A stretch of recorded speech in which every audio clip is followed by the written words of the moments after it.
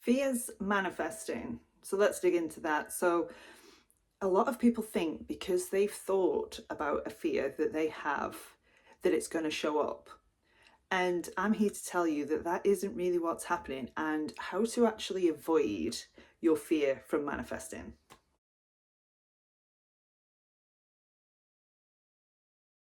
Hi everyone, I'm Amy. Welcome to my channel. This channel is all about merging spirituality and psychology so you can manifest your desired relationship. And in today's video, I'm going to really dig into fear and how fear is shown to you through the subconscious mirror. So using the teachings of everyone as you pushed out so that you can actually know what to do when fear arises for you to make it less likely that it is going to show up in your experience. So if you're anything like me, you came to these teachings from the Neville Goddard community where you might have heard the term everyone is you pushed out. And in my previous video, I discussed how although that teaching is valid, it's really, really diluted. And I've seen a lot of content that is telling people to not think about their fears, to only think about what you want. And what tends to happen is people tend to suppress what they're fearful of. And I'm going to use a couple of examples from my own manifesting journey so that you can see exactly how this works, because it isn't as literal as you think it is. It isn't that I thought about a third party, so a third party showed up. It isn't as literal as that. And in this video, I'm going to go into why and what to do with your fear so that you can move forward towards your manifestation. So in my experience, just thinking a fearful thought is not going to make it manifest in your experience. And I've had this show up in the form of two third parties. So the first time this happened, I was at the very, very beginning of my manifestation journey. We had split up and I was just learning this stuff. And I'd assumed that because I thought about a third party, that is why it showed up. And I sort of manifested myself out of that scenario. And how that reflected back was that they parted ways and we got back together. However, 12 months later, it happened again, but the relationship with the third party was a little bit more serious this time. And that was a reflection of me not really looking at what was underneath this fear. So let's say, for example, you're in that situation where you are afraid of something. And maybe you're frightened of even thinking that thought because you're so worried that this is going to show up externally. But I'm here to tell you that it isn't actually the fearful thought that's manifesting. It's actually your resistance to this fearful thought that's manifesting. So the more you try to push that thought away and the less you try to actually investigate why you are thinking this in the first place, this is why it's showing up, because life will show you what you need to see. So when you are resisting a fearful thought or a particular scenario, it's going to be shown to you more and more and more because you are adding significance to it by ignoring it. Because let's say, for example, you just had a flitting thought about something that there was no belief in whatsoever. You wouldn't try and push that thought away. You just think, oh, that's a funny thought, and let it go. And I do realise that sometimes it is a bit more extreme than that, but I'm using that as just an example. So after those two third parties and we broke up again, naturally, I was worried about that happening again. And I caught myself trying to really resist that scenario. So what I had to do was actually investigate why I was concerned that there was going to be somebody else. And I had to look at what belief I had that was manifesting that fear. I had to look at what that scenario would mean about me. So I knew where to heal. I knew where to change my belief systems.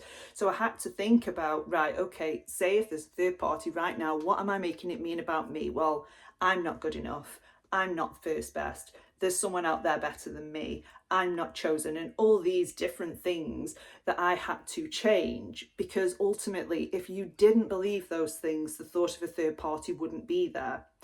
And we can do this with any fear that we have. So it might be a fear of rejection, for example, that you might have this overwhelming fear of rejection. And you might do your best to interrupt that fear by just telling yourself the opposite. But ultimately, when you've got a stack of evidence to say, well, actually, yes, you will, because this has happened 100 times in the past before. Just telling yourself that you're not going to get rejected isn't going to do a lot of good. And also, you're adding onto it by resisting the idea that you're going to get rejected, which then makes it more likely that you are going to see this on the outside of you. So what we want to do is we want to change our attitude to fear and realize that fear isn't something that we need to resist anymore. In fact, by allowing that fear, we're actually making it less likely to happen on the outside of us. And what tends to happen is when a fear comes up and we believe that fear, we tend to start acting from that fear as well. So let's take, for example, the fear of rejection. So you have a fear of rejection, you're trying to push it away, but actually you may well be acting from that fear of rejection, even though you're trying to push it away. So your actions are actually reaffirming that fear. So let's say, for example, you are in a situation where you want to date somebody, but you won't take the first step because you're frightened that you're going to get rejected. So you are reaffirming that belief that it is possible for you to get rejected. So what do we do in these circumstances when that fear comes up? We want to actually sit with the idea, okay, it is a possibility that I'm going to get rejected. It is a possibility that there could be a third party. What do I make that mean for me?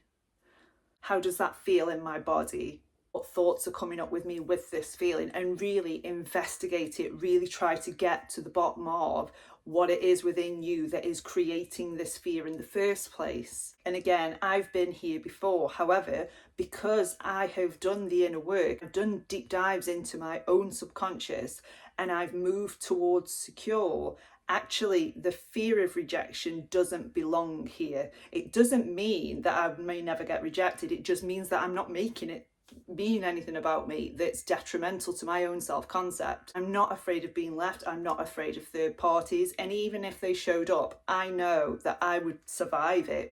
And another thing to recognize about fear is often fear comes up to try and stop you from going for what you want. So let's say, for example, you are trying to manifest an expat. So let's say that you've had quite an on and off situation.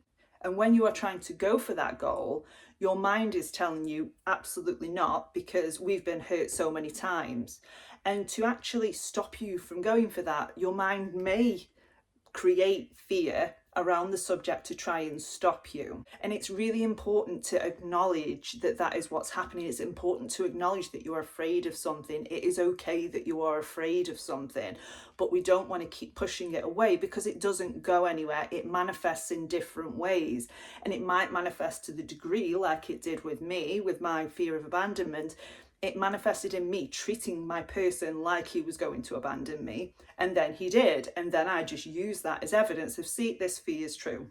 And we would repeat the cycle over and over and over again. And it wasn't until I was able to really sit with that fear of abandonment and look at the belief underneath it that was driving and creating that fear, was I able to actually let that fear go and let the behaviors around that fear go as well. And my number one tip for anybody who is trying to overcome certain fears is to notice how you yourself are feeding this fear.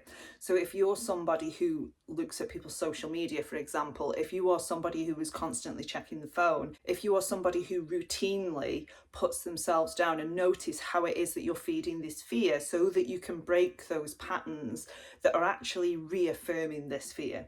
So it is much more than what you're thinking. For a fear to show up, you need to think it, believe it, and act from it. That is how a fear shows up. So you need to think it, believe it, resist it, and start acting from it. So it isn't as literal as, oh my God, I thought this thought about a third party and now it's going to show up. No, take that fear away, because we don't want to discourage ourselves from thinking thoughts that we are afraid of. We really want to get out of the habit of pushing thoughts away. So welcome it. Think, okay, yes, I do have this fear. Own it. It's okay that you have this fear. It's just a thought that makes you feel a certain way. There is no need whatsoever to resist this fear. And if the fear continues to come up, it is because you haven't resolved what's underneath that fear yet. And this is okay as well, because when you learn how to sit with it and see where it's coming from, what are you making it mean about you? How is this reflecting you? So you know where to work on and you know what to change. That fear will stop coming up, because when you do change your self-concept to more secure and confident, those fears don't exist in this state.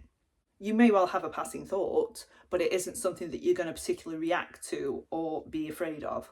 So let's say it's gone past that and your fear has manifested. Say that you are in a third party situation, or say that you have been left. So what do we do then? And it's a similar thing. You learn how to accept the circumstances how they are right now, knowing that it doesn't have to be permanent. Things can change. And like me, I was in this situation. I did know that there was a third party, and I could have resisted the idea of that. I could have really gone into, no, I'm just going to affirm over it, I'm going to imagine over it. But I didn't. I accepted things for how they were, because it had happened. You can't change what's in front of you because you're the same person. You need to change first. So I sat with the idea that this was happening now. I sat with what I was making it mean about me. Why didn't I feel like I was good enough? Why didn't I feel chosen? Where was I not choosing myself? Where was I not loving myself enough? And when I'd done that, I was automatically thinking, he's going to end this for me. He would end it with anyone to be with me. And that is what happened, because I became confident and secure, not because I affirmed over it or imagined over it and the situation magically changed. It's because I changed. So even if your worst case scenario is happening now, it is okay. It doesn't mean it's going to be there forever. Sit with it. Sit with what you are making this mean. Sit with how this is making you feel, so that you know where to change. You know what's happening, and you will stop being so afraid of it. When you can actually look at it, the phrase "there's nothing to fear but fear itself" is true. Actually, what's happening now isn't that scary. It isn't going to push you over the edge. It's not going to be the be all end all, because the one certainty in life is that things change. So I hope you found that video useful. If you have any questions, pop them down below. I will do my best to answer them, and I will see you in the next video.